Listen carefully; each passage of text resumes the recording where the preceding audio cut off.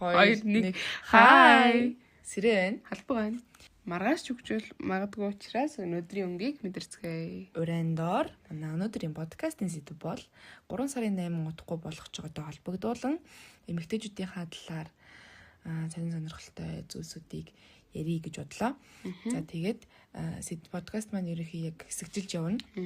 Эхний хэсэг дээрээ 3 сарын 8 гэдэг одоо баярын үүсэл. За тэгээд хэрхэн одоо эмэгтэйчүүдийн баяр одоо эрхийг хамгаалах өдөр эхэлсэн бэ гэдэг талаар нь. За дараачихын хэсэгт болохоор эмэгтэй хүмүүсийн тий холбоотой эмэгтэй хүнтэй холбоотой түүхийг хэвлээ сонсоод тэгээд хоорондоо ярилцаж сэтгэлдээ хуваалцсан. Тэгээд сүүлд нь эмэгтэйчүүдийн анхны бүх зүйл. Тэг ингээ 3 одоо секшнтэй байгаа. За 3 сарын 8 нь болохоор олон улсын эмэгтэйчүүдийн баяр байгаа. За эмэгтэйчүүд эрхийг хамгаалах өдөр ч гэж бас Монголд бол хэлдэг. За энэ өдөр нь жил бүрийн 3 сарын 8-нд дэлхийд даяар тэмдэглэгддэг ба 1900-аад оны үеэс эмэгтэйчүүд дээр ажлын орчингийн арай жоохон дээр байдал гэх юм уу. Айгүй тийм муу орчинд ажилладаг байсан. Тэрийгээ дээшүүлэх хүсэл тэгээд эрэгтэйчүүдтэй одоо адилхан ажлын цалин болон санал өгөх буюу одоо ямар нэгэн сонгуул янз бүрийн болоход санал өгөх ямар ирэхгүй байсан эмэгтэйчүүд 1900 онд тэрийг одоо санал өгөх зэрэг энэ боломжуудыг хүссээд 1910 онд Клара Зеткин гэдэг юм герман эмэгтэй Кофенхаген гэдэг юм герман газар юм шиг байна. Тэр газрын эмэгтэйчүүдийн конференс тийм санал болгож ерөөхдөө бол хамгийн анх эмэгтэйчүүдийн одоо 3 сарын 8 эмэгтэйчүүдийн өдөр нь эхэлж исэн юм байна. Түүх үүсэл нь бол иймэрхүү. За тэгээд харин Монгол улсад болохоор 1921 оноос эмэгтэйчүүдийн одоо амжилт хүйсийн тэгш эрхийн хүндэтгэх утгаар тэмдэглэж одоо юм бол ирж байгаа. Гэхдээ сүүлийн миний бодож байгаагаар 2000-аад оноос хойш илүү их өргөн тэмдэглэж байгаа гэж би бодож байна. За тэгээд энэ жил одоо ингээд жил болгоо нэг тийм уран дор ингэж тэмдэглэгдсэн юм билээ.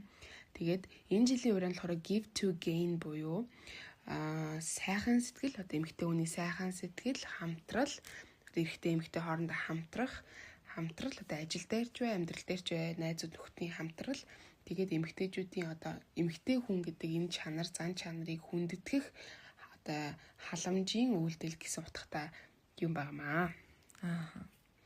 За нэг тиймэрхүү өнөөдөр 3 сарын 8 маань тухай баримтууд бол нэг иймэрхүү байна. Та ер нь 3 сарын 8-ыг ер нь яаж тэмдэглэж юм? Ер нь хэдэн жил яаж тэмдэглэж юм?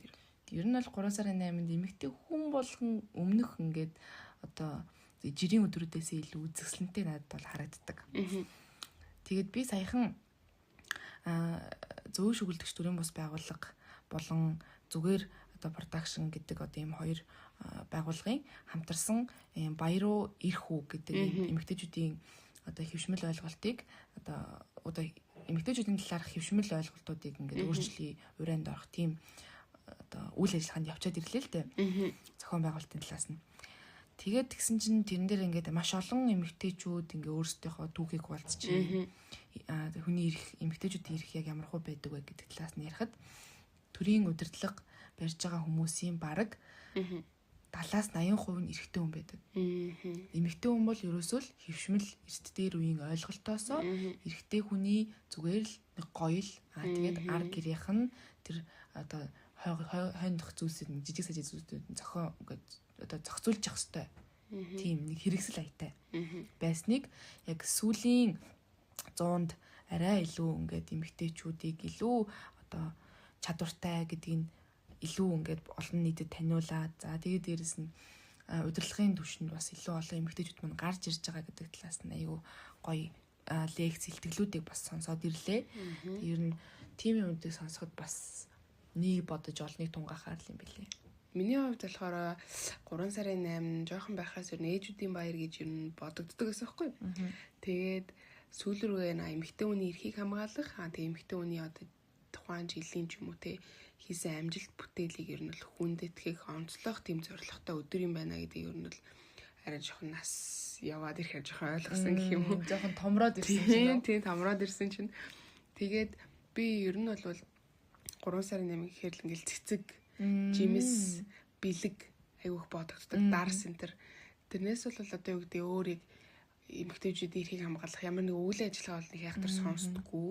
Тийм болсон гэж бол мэддэггүй. Тэгэл энэ тэмдгүүл цэцэг барьсан залуучууд байдаг. Ер нь бол нэг тиймэрхүү юм бодогдож байна. 3 сарын 8 ерөнхийдөө бол нэг тийм зүгээр л яг эмэгтэй хүний эрхийг хамгаалах, хүндэтгэх тийм ганцхан өдөр бол биш байх. Яг энэ зүйлийг зүгээр илүү тодтогч байгаа өдөр, зоригтой тийм өдөр гэж бодож байна. Надад нөгөө жирийн өдрүүдээс илүү онцолж энийг ингээд санаж байгаарай гэдэг утгаар тийм санд одоо юм юу гэмдэ сэрүүлэг маягийн тий. Сануулга маягийн. Сая жилээс ингээд баахан залуучууд ингээд гадаа цэцэг барил явдаг. Тэрийг харахаар ямар байдаг вэ? Гоё дээ. Надад л амар хөөрхөн санагддаг. Амар хөөрхөн тий. Энэ эрэгтэй хүн бас л нэг эмэгтэй хүнийг баярлуулах гэж явж байна. Өнөөдөр ингээд эмэгтэй хүн болгон баярлаасаа гэдэг тийм бодол амар төрдөг шүү. Тэгэл одоо манай анх ингээл гадаадаас юу гэдэг ээжтэй тийм авах ч юм авах ч нэ аавдаа тийм аваад өгч ээжт ингэчлээ тэгчлээ гэл надад ингээд бас минь төргөлөө эмэгтэйчүүдийн баярын минь гэдэг л тэгээд амар хөөрхөн санагддаг. Тэгэл нөө ангийн хөвгүүд ч нэг хэрвээ ажлын өдөр ингээд бас байх юм бол тэгээд бөөнөрөө ингээл мөнгөө босгол за охтуудаа тэгэж баярлуулъя багшигаа тгий гэл амар тэгдэг. Тэр нь амар хөөрхөн санагддаг шүү. Тэгэл яг 3 сарын 8-ны гэдэг өдөр хүн болгоноос баярын мэнд гэдэг үгийг сонсохоор бүр аимшигтай гоё. Зүгээр л амар гоё. Энийг л за баярлаа гэл эмэгтэй хүн болж төрсөндөө тийм баярлдаг, талархдаг тийм юм шиг санагддаг аа. За тэгвэл ихний концепц ингээд дуусна. За одоо 2 дахь нь түүх ярина. За 2 дахь секшн дээр болохоор сирен эмэгтэй хүнтэй холбоотой нэг богинохон түүхийг ер нь бол багцлаад ингээд жижиг summary болгоод тайлбарлаад ярина. Тэгээ нэг яг ямар утгатай юуны тухай гэдэг л би ерөөсөө мэдэхгүй байгаа. Тэгээд бас цуг сонсох байхаа. За тэгээд би яриад өгөхөр чи бас өөрийнхөө сэтгэлийг хуваалцаарай за. За энэ түүх нь болохоор миний анхны хайр гэдэг түүх. За тэгээд би яг энэ түүхийг Чихэр эмэгтэйн 147 хоног гэдэг номноос яг анх уншиж исэн. Тэгээд нэлээд олон удаа болохоор айгүй гоё хөрхөн товчлоод ярьчих гэж бодлоо. За түүхийн маань хөрхөн нэр нь болохоор Учрах тавилан. Учрах ёстой хүмүүс зөрж өнгөрсөн тэрл зөвлөгтөө иргэн очивч дахин учирдаг гэсэн ишлэлээр эхэлж байгаа. За хүүхэд наснда нэгэн эмэгтэй хүүхэд наснда тусланд яваад за тэгээ яг тусланд яваад ингээд яг ингээд байр майранда орох гол чимдам юмнаа жирэл явдаг штэ. Тэгээ явж байгаад нэг амар хипхоп стилтэй бандтай ингээд мөргөлдөж гинэ. За тэгээд тэгсэн чинь манай охины карманаас нь мөнгө унчиж гинэ. Мөнгө унчиж тэгсэн чинь тэр хипхоп стилтэй банд хойноос нь хөөе гэж дуудаад нөгөө газар донсон мөнгө мэг аваад өгсөн гинэ. Тэгсэн чинь манай ох эргэж харсан чинь ягаад ч юм тухайн үед тийм хипхоп стилтэй тийм золби юм шиг санагдаад ерөөсө таалагддаг байсан гэж аахгүй тийм бандэр. Тэнгүүт нь шууд баярлаач гэж хэлэхгүй шууд тэр мөнгөнд гарнаас нь шүүрж аваад цаашаа явсан гэж аахгүй. За бардам цаг их цавтай охин байна. Тэгээд тэгсэн чинь яг яасан бэ гэдгсэн чинь манай тэр эрэгтэй хүүхэд болохоор яг өмнөх ээлжнээс нь бууж исэн. Тэгээ манай охин болохоор яг дараагийн ээлжинд нэрж исэн. Тэгээд яг тэр хоёр зөрөлдөөл байж байгаа л 2-3 хоногийн дараа яг эрэгтэй нь буцаагаад нөгөө охины ээлжинд хүрээд ирсэн байгаа байхгүй. Ээж аваасаа бүр гуйсаар агаад би дахиад нэг ээлжинд явчих гэж бүр гуйсаар агаад ирсэн байгаа заяа. Тэгээ хурж ирэнгүүтээ нөгөө охин анхны хацаар дурлцэж гинэ. Тэр мөнгө өгдөг дээ юу? Хипхоп бой маань. Тэгээд ста нэрээ шинэ орой болонгот нь ингээд цаах мохын тогсож байгаад ингээд захаа махаа өгөөл. Тэгэл тэрэн дээрээс уран яруу ингээл шүлэг мүлэг бичиж мичээл заяа. За зураг мураг зурж өгөөл. Тэгээд тэгсэн чинь манай охин ягаад ч юм тэр охины тэр бандын одоо гадаад стил нь таалагдаагүй гэсэн тэгж чиг сэтгэл гаргаж хөөрхөн хойноос нь явж байгаа нь амар таалагдаад дурлсан байгаа юм. За амар хөөрхөн. За ингээд тэр хоёр цуслангийн үерхлээс эхлээд цуслангаас одоо буугаад ирэхдээ бууж ирээд дахиад 2 жил явсан үерхсэн. Вау. Тэр энэ цуслангийн үерхэл жоохон богинохон байдаг да. Цуслангийн үерхэл ерөөхдөө жоохон богинохон байдаг. Тийм шүү дээ цуслан даал тусдын да гэж. Гэсэн чинь энэ үерхэл тийм биш үсаа. За тэгээд бэжсэн чи 9 дугаар ангита манай банд залуу маань гадаадд байдаг ээж нь залууга хүүхдээ ингээд гадаад руу татаж аваад. За. Тэгээд манай хоёроо шүнжэнгөө уйлдал майлдал. Би чамаа салахгүй хойлоо үргэлж хамт байна. Би биенийгаа хүлээн шүү гэж хэлээд залууга гаргаж өгсөн гинэ. За. За тэгэл эхний 1 жил бол захиа ингээ солилцоол тий тухайн үед ч дууцсан мэт байхгүй тэгэл захиа солилцоол тэгэл тэр захиа нь амар удаж очил амар удаж буцаж ирдэг. Тэг ингэж явсараа сүүл рүүгээ мартагдсан байна. Завгүй амьдрал хийгээ. Тэгээд тэр охины хувьд бол за анхны минь хайр гэсэн бодлоор үлдсэн бай. За.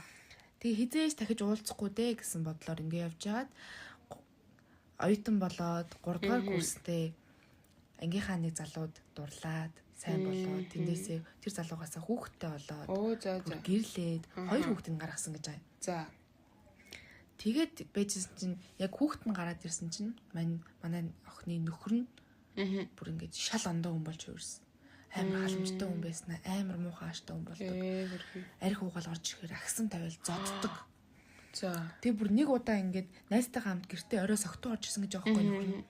Тэнгүүт нь найз энэ чи одоо ингэ гэртээ хайр гэж хэлсэн чинь чи миний найзыг миний дэргэд байхад миний найзыг хөлөө хинбэ гэж хэлээд найзынхаа хажууд ихнэрээ ухаан баларцтал нь зодсон. Ямар адгуус чиг дураагүй тий. Тэгээд ингэж их маш олон зовлон амсаад эцэстээ за би юу н салах юм байна гэдгийг шийдсэн манай. Ингэж шийдээд шүүх дээр очоод шүүхийн танхимд экс нөхөртөөгөө ингээд өргөдлөө салах гээд ирсэн чинь шүүхийн танхимын гол шүүгч нь 10 жилийн өмнө анхных нь хайр байсан хипхоп стилтэй байна. Oh my god. Ямар амарын тий. Тэгээд энэ хүний хэлж байгаа нь хамгийн аимшигтай. Урдын адил ухаалагнууд бодол болон ширтдэг байсан харц нь хэвээр үлдчээ түнд минь.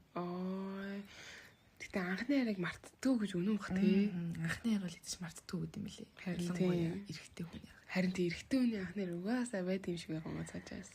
За ингээд манай охин ингээд нөхөртөөгөө салах гад ингээд 3 сарын хугацаанд нөгөө шүүхээрээ эргэлдээл дахин эргэлдээл ингээд явсан бахнэ. За. Тэгээд чүүгээ салаад байжсэн чинь манай анхны харь эзэн манай бүсгүүрийг битсэн баг. За. Хойлоо ганцхан удаа уулзаад оройн хоол идья. За. Гэт хэлэхэд нь тийм ичхүр, тийм муухай ингээд байдлаа харуулсан эмэгтэй хүн очихыг хүсэв. Яаж үсгийн татгалцсан. За. Яг үнэндээ дотроо очихыг бол маш их хүсчихсэн. Даанч амьдралаасаа ичсэн. Ингээд дахиад сарын дараа тэр залуу дахин битсэн. Учрах ёстой хүмүүс зөрж өнгөрсөн тэр газараа дахиад л учрах ёстой. Огт танихгүй хүмүүс шиг шинээр танилцаад өдрийн хоол идчихэж болох уу хоёлаа. Йоо ямар гэсэн мессеж ирсэнд дүүдээ хүүхдээ харуулад за нэгэнд нь ярих түүх маш их гайхалтай гоё сайхан ярих түүх их байхад харин нөгөөд нь ярихаас ч ичмээр түүхүүд байна. Тэгсэн ч гэсэн тэр хоёр уулзсан. За. Тэгээд уулзаад бүх зүйлсийг ярилцаад өнгөрсөнд юу болсон, яаж амьдэрсэн гэдгийг ярилцсан. Шүүх залуу хэлсэн. Мэргэжил нэгт бүсгүйтэйгээ гэрэлсэн. Гэр бүлтэй болсон, хүүхэдтэй болсон. За. Сайхан амьдарч байгаа юм билээ тэр минь гэж. Тэгээд тэр хоёр сайхан оройн хоол идэж дуусгаад тэр явхдаа намайг тэрсэн. Тэгээд ингэж хэлсэн. Төвчээртэй байгаарай. Бас хүчтэй байгаарай. 2 хүүхдийн хэдлөө. Хичнээн бардан охин байснаа эргээд нэг санаарай. Заавал аз жаргалтай амьдраарай гэж хэлээд салаад татжээ. Хойноос нь хар зогсохдоо анхны хайр минь чамд баярлаа. Би одоо хичээнэ. Ир хөнгүйч хүчрхэг жаргалтай, аз жаргалтай амьдарч болно гэдгийг өөртөө хэлээд гэрлүүгээ 2 хүүхэдлүүгээ яаран алхсан юм. Ямар гоё түүх вэ те. Ингээд энэ түүх дуусж байгаа юм. За гэтээ би бас буцаад нийлчих юм болов гэдэг жоохон дотроо ингээд гордлогдсон байсан шүү дээ. Тэгсэн чинь ихнэр хүүхэдтэй болсон. Гэтэ миний ингээ шууд төрсэн сэтгэл болохоор тэр нөхөр ямар арчаагүй байна тий. Гэтэ эмэгтэй хүмүүс ингээд яг ингээд нөхрийн сонголт нь буруу байд юм уу? Альс зүгээр л амьдралын эрхэнд тэг нөхөдүүд ингээд буруу болоод хувирчд юм уу? Ер нь л тэр нь жоох амар тий. Ер нь нөхрийгөө сонгоно гэдэг чинь тэгэл хамгийн чухал юм шиг байна тий. Ер нь бол тэр амар чухал. Тэгээд яг би гэр бүл зохиож үзээгүй л дээ. Гэхдээ яг олон хүнээс сонсч байсан хамаа тастанаас. Хүнийг танихад хамгийн багадаа 5 жил хэрэгтэй. 5-аас 10 жил хугацаа, 10 жилийн хугацаанд чи тэр хүний дэрэгдэн байж бүх сайнтай, муутай ингээл бүх буйд нь хамт байж тэгжиж чи тэр хүнийг ямар хайр цантай, ямар хүн гэдгийг мэдчих чадна. Тэнгүүт яагаад энэ хүмүүс нэг гэр бүл болоод нэг гэрт ороод их хүүхэдтэй болчоод зан нь хураад байна гэвэл энэ хүмүүс хариуцлага хүлээх чадваргүй байна л гэсэн. Төлөвшөөгүй, хариуцлагаас цухтаан хүүхэд гэдэг чинь л амар хариуцлагатай баг тий. Яг өөрсдөө бит хоёр дээж болоогүй ч гэсэндээ айлын томууд ч болохоор ч юм уу дүүнэрээ өөр нь хаавах хариуцлага чинь бас адилхан айгуу жоох их. Гэхдээ эцэгхийн хувьд бол ялангуяа 1 биш 2 за магадгүй 3 4 тэрнээс их байх юм бол бүр хариуцлага нь хэд дахин новлогдоод явчихна. Тэгэхээр одоо эрэгтэй хүн хариуцлагатай байх юм бол гэр бүл доктортой байгаа. Тэгээд эрэгтэй тийм одоо арчаагүй ч гэх юм уу те өөрөөсөө дорд ч гэх юм уу эмэгтэй одоо physically те бие махбодын хувьд ингээд сул дорой хүнийг тэгж дээрлэхэж биеийн одоо дарамт үзүүлнэ гэдэг чинь бас одоо чөтгөрөөс хамгийн арчаагүй хүнээс гарах үйлдэл байх. Нэ хүүхдийн суур зан чанар ер нь тгээс 7 наснд хооронд ер нь тавигддаг гэж би нэг газраас уншижсэн. Тэгээд ер нь яг тэр жоохон наснд нь ер нь яаж харьцсан, хоорондоо хэрхэн харилцсан тэр нь ер нь л хүүхдийн ингээд жоохон төлөвшүүлээд ингээд суур зан чанар ингээд бүтээгээд яваад байдаг юм шиг байна. Тэгээд тэр наснд нь ингээд жоохон хэцүү харилцаатай байсан тохиолдолд магадгүй хүүхдээс тэрнээ бас ингээд mirroring буюу ингээд тольчлоод ингээд дуурайд юм шиг байна. Тийм. Сэтгэл судлал бас яг тэгж заадаг. 0-оос 7 насны хугацаанд хүүхэд яг ямар гэр бүлд юу харж өснө яг тэрүүгээрээ төлөвшөж том хүн болдог. Тэгээд яг том болсны дараагаар тэр 0-оос 7 наснд суусан тэр суур хүмүүжил хизээж өөрчлөгддөг. Тэгэхээр хэрвээ за эцэг нь тийм юм мдэггүйгээсээ болоод хүүхдээ 7 настайд нэг хамаагүй за жоох хүүхдийн чигийн мэддэг гэ тэгэнгүүтээ том болоод чи тэгсэнгүй ерөөсөө шууд эцэг эхчүүдийнх нь тийм алдаа болчиход байгаа байхгүй тий. Тэгтээ яг мэдэхгүй байж болох л ах л та ямар нэг мэдлэггүй байж болно. Тэгтээ хүүхд гэдэг аслайгүй юм а тий. Чи сая айгу зөв юм гаргалаа шүү. Эцэг эхчүүд хүүхдээ яг суур хүмүүжлийг нь бий болгож явах цагаа мэдэхгүй. За энэ хүүхэд юм чи юугаа мэдэх вдээ. Яг үүндээ 3 настай хүүхэд хүртэл яг энд юу болоод байгаа вэ гэдгийг мэдчихэж байгаа байхгүй. Тэгээд том болсныхаа нараас чи тэгсэнгүү чи ингэсэнгүү гингүүт яах нь өөрсдөө хэлсэн тий. За тэгвэл буцаад эмэгтэйчүүдийнхээ өдөрлөө орвол саяны түүхтэр бол эмэгтэй хүний ирэх бол асар их төрж үзэж байна тий. Тэнгүүт энэ эмэгтэй хүн 2 хүүхдтэйгээ төлөө эхлээд твжиж үтсэн байгаа байхгүй. Зөндөө олон удаагийн давтамжтай юм зодтолтын үйлдэл байгаа шүү дээ. Тэнгүүд энийг твчсэж явсаар хагаад сүүл рүүгээ за үнэхээр болохгүй юм. Тинхийн тасраа тий. Твчээрийн утас тасарна гэж ярьдаг шүү дээ. Гэхдээ за хүчирхийлжүүд хідэн төрлийн үг үйлдэлээр үгээр тэгээ үйлдэлээр санхүүгаар за тэгээ бэлгийн дарамт. Ийм 4-5 төрөл гэдэг санагдаад байна. Тэгээд ер нь бол биеийн хүчирхийл бол одоо маш их өвддөг. Гэхдээ идэг гэх нь арай жоохон урдаа. Гэхдээ үгээр сэтгэл зүгээр дарамтлах нь одоо үгүй өвдөлт нь бага юм шиг санагдаж байгаа ч гэсэн урт хугацаанд байдаг юм шиг байна. Тэгээд эмэгтэй хүмүүс одоо магадгүй зүгээр сэтгэл зүгээ ингээд бие махбод нь өвдөг болохоор нэг тоодгүй ч юм уу. Эдийн засгаар бас боогдуулдаг. Тэр нь бас нэг хүчирхийл болоо явчихдаг гэж юм бас багшаасаа сонссон шүү. Зөв айгу зөв юм ярьж байна. Тийм. Биеийн хүчний бас тийм одоо юу лээ? Хүчирхийлээс илүү хамгийн аимшигтэй хүчрэл сэтгэл зүйн хүчрэл. Тэр хүнийг сэтгэл зүгээр нь бүр ингээд шалтаа буудлын ингээд манифест хийдэг хүмүүс байдаг шүү дээ. Тийм тий. Чи бүр ингээд юу ч чи надаас л хам бол бүр юу ч байх бол чи зүгээр л хумхын тоос гэж бүр итгүүлсэн. Тэнгүүт тэрэндээ итгээд за би энэ салж чадахгүй байна гэдэг бодолтой бүр автцсан байдаг. За хоёрдугаар одоо парт маань их удасч байна. За одоо гоё, арай гоё одоо гэгээлээс өдөр ярьцгаая. Эмэгтэй хүний анхны бүх зүйл. За анхны зүйл нь тэмд юу байдаг гэж хамгийн түрүүнд. Надад анхны юм гэхэрэг анхны сарын тэмдэг. Яг. За чиний анхны сарын тэмдэг ямар байсан? Би ингээд яг тухайд мэдгүй сарын тэмдэг гэж мэддэггүй байсан юм уу яасан. Ингээл 0-д орсон жил ингээд минь дотор үлцэн гэж явах юм цусмуулч юм шиг борж юм шиг нэг юм улаан хүрэн юм өнгөтэй болцсон. Тэг би ээжээ удаад хүү ээж та наашаа энийг хартаа гэдгсэн чи ээж ингээ инээд өгөхгүй. Та яагаад нэг гэдгсэн чи чиний сарын тэмдэг чи ярьчихжээ гэдэг. Тэрнээс ерэн за ингээд манай ээжтэй тайлбарлаж өгөө. За одоо ингээд сар болгож хамд ингээд ийм өчлөгтэйгээр ирнэ. Тэгээд тэр үед нь чи ийм даамсаг ашиглаад одоо ариун цэврээр л ашиглаад ер нь бол чи одоо тэрийг байн 2-3 цаг дотор нэг солиод ингээд явна гэд.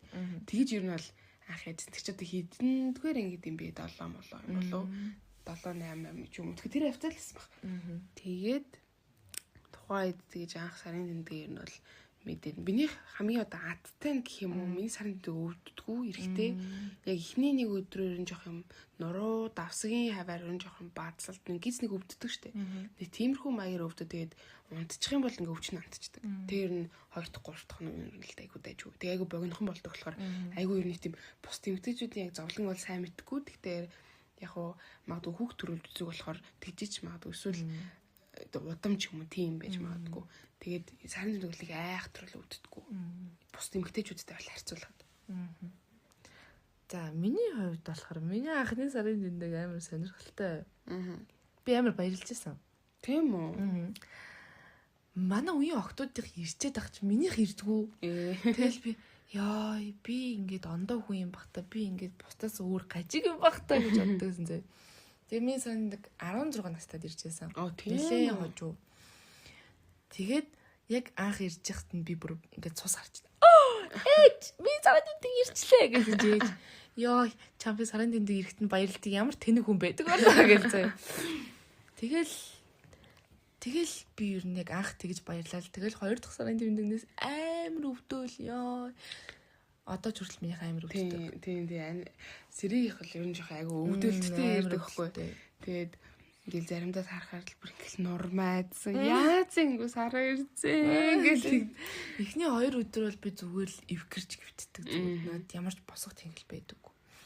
Сарын тэмдгийн өвдөлтийг бол яасан ч бүр бууруулж чадахгүй заяа. Тийм ийм уугаад ахаар бас муу тий. Тийм үү.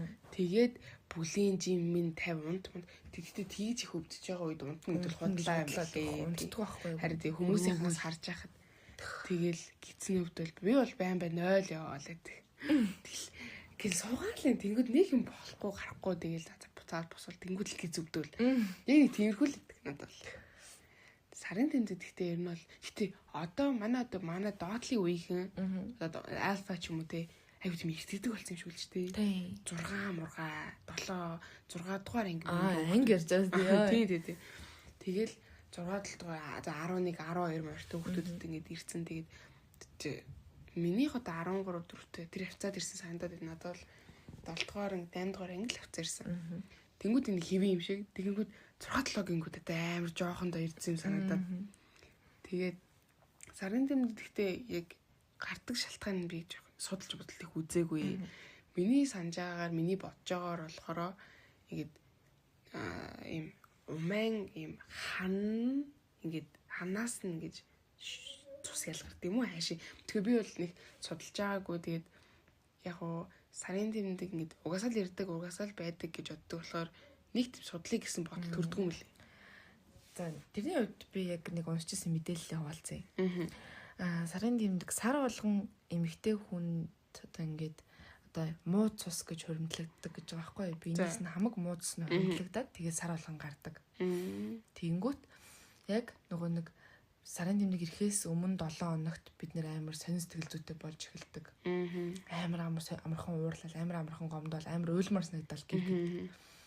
Тэгээ байж байгаад яг 7 хоногийн дараа сарын тэмдэг ирээд сарын тэмдэг ирсний дараагийн 7 хоног бол бид нэр бүр ингээд дотроос ингээд мишээгээл бүр ингээд гялалзаж эхэлдэг. Тэгэхээр ер нь эмэгтэй хүн доторх ингээд муу эрдэс бодсоо гадагшлуулж чаддаг. Тийм гайхалтай бие бүтдэг хүн бахны. Тэгээ сарын тэмдэг ирэхээс өмнө ч юм эсвэл дараа намтар амьсан батг гараад байдаг. Ингээл нэг том амар ийм жоохон хүндүртэй батгах ч юм уу. Эсвэл ингээд биен дээр юм гардаг ч юм уу. Эсвэл ингээд бүр ингээд амар үйлмэр санагдаад бүр ингээл би тэр ингээд ийм шалтгаан байхгүй тэгтэл юм гонхтой даун санагдал. Тэгвэл тэр үед ингээд яг ингээд яагаа мэдгүй дээ би шууд ингээд кино үзэл үлчдэг. Үл ёо шууд кино үзээл тэгээд үлчдэг. За тэгвэл хоёлаа одоо сарын нэрээр ирээгүй байгаа хүүхдүүдэд зориулаад нэг час хийсэн гоё зөвлөгөө өгье. Ганцхан. Та ихээр хэлчихье би бодчих. За сарын тэмдэг нь арай ирж амжаагүй байгаа бол хин нэгний сарын тэмдгийн талаар ямар нэгэн мэдээлэл авч чаддаггүй авахаас ичдэг тийм хүүхэд байвал сарын тэмдэг гэдэг нь чиний одоо бэлэг эрэхтнээс цус одоо яг шээс шиг гарахыг хэлнэ. Тэгэхээр яг тэр үед чи битгий их зочирдоорой. Энэ бол зүгээр л байдаг зүйл. Яг хэрвээ тийм үед хамгийн ойр дотны эмэгтэй хүндээ очиод өөрийгөө ямар байгаа талаараа хэлээд за тэгээд мэдээж хамгийн гол нь ариун цэврийн хэрэгслээ зөв сонгоорой. Одоо үсээ тэгэл ариун цэврийн айгүй олон төрөлтэй болсон. Шөнөөдөр памперсан баг нэг юу гэглээ дотор оцсон болцсон. Тэгээд тэр болгоныгаа зөв сонгоод ээжээсээ, эхчээсээ, найзаасаа ер нь зөвлөгөө авах хэрэгтэй ах гэж бодож байна. Багш нараас ч байсан яг хуу. Тэгээд за миний өгөх зөвлөгөө бол айгүй цэвэрхэн байх хэрэгтэй хаа. Тэгээд энэ айгүй үнээр ордог. Тийм болохоор 2-3 цагтаа айгуус байн солиод тэг угаагаад унтахынхаа өмнө ч юм уу тэгээд дотор хувц айгүй сайн солиод тэгэхгүй бол айгүй үнээр гарах гэдэг хандлагатай. Тэгээд цусны бас өнгнөөс шалтгаалаад биеийн бас байдлыг бас шинжиж болдог гэсэн. Тэгээд тэрийг бас судлаж үзвэл бас зүгээр юм санагцсан. Хүрэн байна уу, часуулаа өнгөтэй байна уу? Тэр болгоныг бас ер нь анзаараарай гэж хэлье. За тэгээ одоо угаасаа сошиал орчин хөгжсөн баг тэндээс ингээд хүссэн бол нь харж байна тийм ээ. За баярлалаа. За тэгвэл одоо анхны үнсэлт. За надад бол анхны үнсэлт нь одоохондоо л ирээгүй байна. Ямар хөөх юм бэ? За. Миний анхны үнсэлт гэхдээ надад амар нандин байвал гоё. Яа санамсаргүй явж байгаа ингээл үнсчих юм бол одоо хайг. Үнстэй тоглоомор ч юм уу те. Тэгвэл зөтөө ёо нааш гэ. Надад л амар нандин юм хөөхөн тийм нандин үеглээр үргэсэн найз зантайгаа уулзаал. Тэгэл жан гэл тэгвэл амар гоё. За миний анхны үнсэлт гэх юм бол амар хөөх 10 жилд болж өнгөрсөн. Тэг амар таалагддаг байна та. Зуны орой гэртээ хөргүүлчээд яг орохын өмнө амар ив хавгуух ингээд би чамайг үнсэж болох уу гэдэг. Зөвшөөрөл авсан хөрхийн тий. Зөвшөөрөл авснаад амар таалагдаад би. Амар ичээл толгойд өгсөн чинь ингээд амар удаан ингээд өдөөс үржсэн ингээд урал дээр чүп гэж лөөсч яваад үгүй. Тэгэл би ой гэл би амар ичээ шууд гэрлэгөө баяртаач гэхгүй яваад орсон байт юм аа. Гэтэ амар хөргөн энэ тэгэхгүй бол бас одоо үеийн зарим хүмүүс арай л дэндүү задгаа байгаа шүү. Амар санаатай болсон шүү дээ юм залуучд. Харин тийм одоо хотод үнсэлт бол юу ч биш болцгоолсон. За одоо тэгвэл заяа. Анхны шүн. Заллаа. Юу ч юм бэ? Ярил та. Би ярил. Би юу яах. Гэтэ чи яг ямар байгаасаа гэж хүсдэг вэ? Энэ ингээд эмэгтэй хүн болгонд байдаг бодлого басаа. Би яг хамгийн анхныхаа юуг бол намайг тийм хүлээцтэй залуу байгаасаа гэж бодож байна. Би ч одоо юу гааж мэддэггүй. Тэгээд хоёулаа нэг тийм хүлээцтэй. Тэгээд эрэгтэй жоохон туршлагатай байвал дээр юм уу гэж. Хүлээцтэй. За өөр хүсэх юм байна Өөр уу? ч одоо юу ч хүсэхгүй. Гэхдээ аюу юм тийм фили touch айгу тийм хүрэлтсэн л байгаас. Айгу тийм романтик юм дуртай хүн байх нэ. Тийм тэгээд бас юм гоё тухтай газар байгаасаа гэж. За миний анхных болохоор яг 18 наснда. Тэгээд би өөрөө ч угаасаа өөртөө амлцсан байсан. Өөртөө яг 18 нас хүрээлээ би хүнтэй унтнаа. Тэрнээс өмнө би хүнтэй унтахгүй гэдэг амлалт өөртөө өгсөн байсан. Тэр амлалтандаа хүрсэн. Тэгээд яг 19 нас хүрэхээсээ яг нэг сарын өмнө хийжсэн юм уу? За. Тэгээд тэр үед надад л амар гоё байсан. Үнэхээр намайг бүр үнэхээр хүлээцтэй байсан. Тэгээд амар намайг хүчлээгүй. Амар гоё байсан. Нэг миний хүсэж исэн юм байсан байхгүй. За. Тэгээд яг охтуудтай хандаж хэлэхэд надад нэг юм би ингээ өөртөө нэг юм одоо нэг юм одоо үүсгэсэн заяа. За. Босоо шугамын огтлолцол гэдэг нэртэй заяа. Сүртэй нэртэй. Тэгээд охтууд маань болохоор хэрэг үнэхээр анхныхаа үнтэй ингээд унтах хэсгээ яг энэ үнтэй унтах хэрэгтэй болов уу болов гэж эргэлддэг үед штэ. Тэр үедээ гэж эргэлддэг үе байдаг байхгүй. Яг тэр үедээ энэ босоо шугамын огтлолцол гэдэг зүйлийг маш сайн бодоод үзээрэй. За энэ босоо шугамын огтлолцол нь юу вэ гэхээр тарих, зүрх, бэлэг хэрэгтэн. За энэ гурав яг нэг хүн дээр төвлөрж байгаа хэвээр. Энийг би өмнө ханаас сонсож байгаагүй. За зүгээр хүмүүсийн зүгээр ингэж байгаа тэгж байгаа гэсэн одоо зөвлөмжөөс би өөртөө яг энэ зүйлийг мэдрээд тэгээд ингээд яг энэ зүйлийг гаргаж ирсэн заяа. Тэгээд яг энэ тустай яг үгээр тарих нь болохоор логикоор бодно шүү дээ. Энэ хүн зөв хүн үү? Энэ хүн бачта энэ хүн чинь цаашдаа ер нь яах вүлээ гэдэг ч юм уу. Тэнгүүд энэ хүн надад зөв хүн юм шиг санагдсан тарих окей гэд чек. Дараа нь зүрх тайртай юу? Чи энэ хүнд ингээд одоо ямаг би зүрх би сэтгэл би юм хахугаа зориулчаад артаас нь энэ хүнтэй хийсэндээ харамсах уугүй юу гэдгийг амар сайн бодох хэрэгтэй. Харамсал гэдэг юм чинь амар тий. Тэгэхээр энэ хүнтэй хийсний дараа би харамсах уугүй юу гэдэг юм маш сайн бодож иж байх хэрэгтэй. За дараа нь бэлэг хэрэгтэй. Энэнийг яаваа вэ гэхээр энэ хийхийг хүссэн үедээ тэр хүнийг хүсэж байгаа үедээ норж эхэлдэг.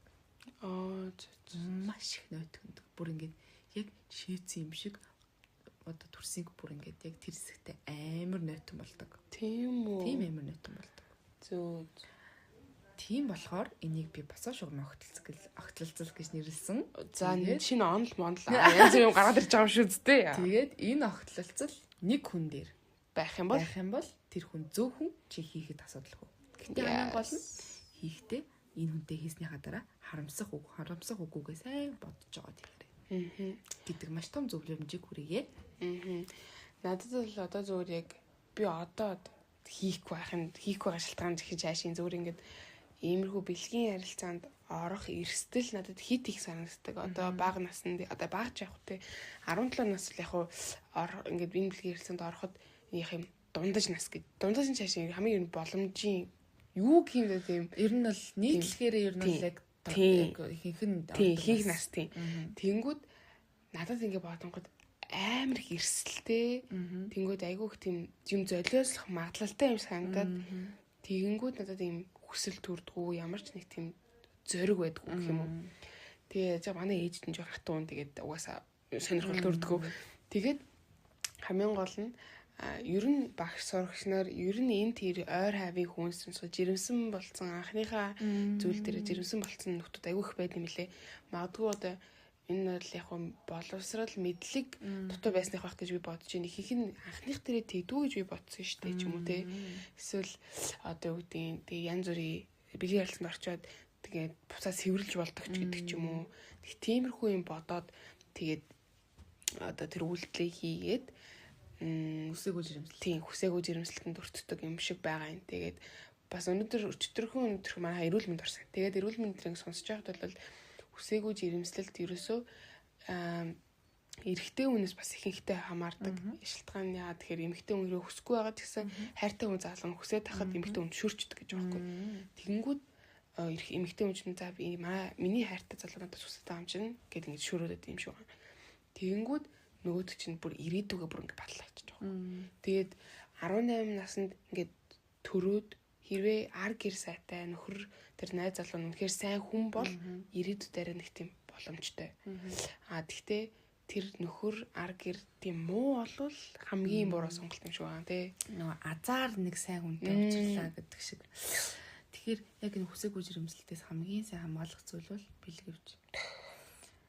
Хэдий бас бэлгэвчтэй ч гэсэн бас тэр энэ цоорсон морсон тохиолдол бас гардаг. Харин тийхтэй үнэхээр азах тий. Азгүйгийнх тий. Ялчгүй энэ хүүхэд чамд ирэх ёстой байж л гэж хүмүүс хэлдэг штэ. Тэгтээ бүр амар.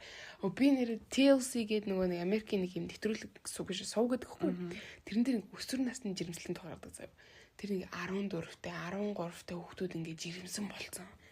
Тэгээд яаж аа тэг Америк заяа. Тэнгүүд эцэгчүүд нэг тоохгүй. Тэнгүүдээ ингээ oh my god те би ингэж батсангүй гэл хайчдаг заяа. Монголд бол тэгж байгаа бол дуу бас тэр хүүхдүүд шоронд орчихсон байна гэсэн. Гэхдээ бас эцэг ихсэн шалтгаал нь. Эцэг их залгаа байна те. Надад л тэгж санагдаж байна. Тэгээд миний анхны хайр мань гэх юм уу те анхны тэр одоо үйлдэлийн хайр маань их тийм амар тийм романтик. Тэгээд би бүр амар хүссэн үед. Тэр залууж ихсэн хүссэн үед байгасан. Тэгээ бас миний амар хайртай хүн. Магадгүй бас гадаад оронд байсан ч галзуу юм уу да гэж. За нэг юм хэлчихье. Миний босоо шугамын огтлцын миний босоо шугамын огтлцлын эзэн бол миний анхны нэр байсан юм шүү. Тэгэхээр би одоо ч гэсэн харамсдаггүй хэдий битээр хоёр тишээ болцсон ч гэсэн. Тэг анхны нэр нь бүтгөө гэдэг дээр та юу гэж бодож байна? Хувь хүнээс нь шалтгаална. Огт бүтгөхсэн бол байхгүй.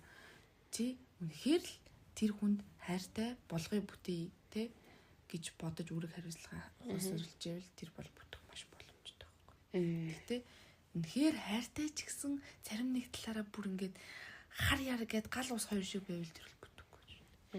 Тэгээд энэ сая хэлсэн чихэр эмэгтэйн 147 хоног гэсэн энэ номон дээр анхны хайр бүтсэн тохиолдолж байдаг, бүтээгүй тохиолдолж байдаг зөндөө. За ер нь ингээд подкастаа ингээд ер нь өндөрлөх үү дээ.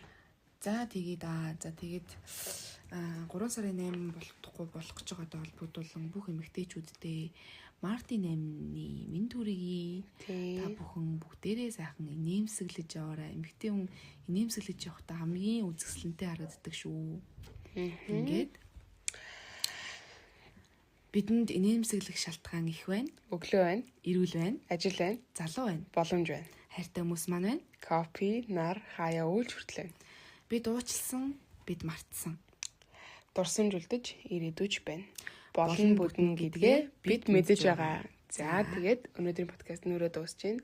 Тэгээ 3 сарын 8-нд сайхан одоо баяраа тэмдэглээрээ тэгээд өөрсдийнхөө амжилт бүтээлийг айгүй сайн одоо чин сэтгэлдээ бодож өөртөө бахархаарай гэж хүсье да. Та эмэгтэй хүн та цэцэг шүү. За тэгээ баяртай. Бай. Ёо, дуустал ёо. Амар гизүү байдөө нэрээ. Арай л гизүү. За. Ганц бичих гэж юу ч бодлоо. Ёо. За. Таслаг хүмүүс чи надгаа дуусгаач. За дуусгалаа.